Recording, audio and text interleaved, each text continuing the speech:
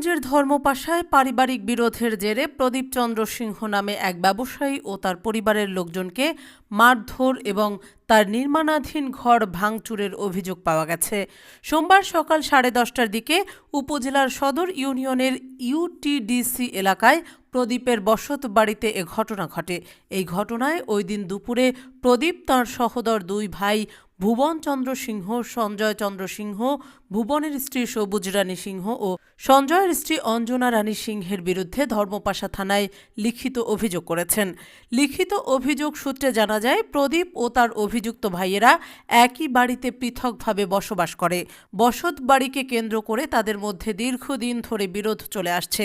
এ বিরোধ মীমাংসার জন্য স্থানীয় গণ্যমান্য ব্যক্তিবর্গকে নিয়ে সালিশ বৈঠকও হয়েছে।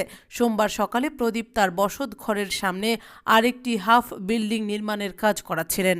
সকাল 10:30টার দিকে অভিযুক্তরা লাঠি ও লোহার রড নিয়ে বিল্ডিং নির্মাণ কাজে বাধা দেয় এবং গালমন্দ করতে থাকে। প্রদীপ এর প্রতিবাদ করলে ভুবনের নির্দেশে সঞ্জয় প্রদীপকে কিল ঘুষি মারতে থাকে। এ সময় প্রদীপের স্ত্রী সাথী রানী সিংহ, ছেলে তপু চন্দ্র সিংহ ও মেয়ে প্রমি রানী সিংহ এগিয়ে এলে অভিযুক্তরা তাদেরকে মারধর করে।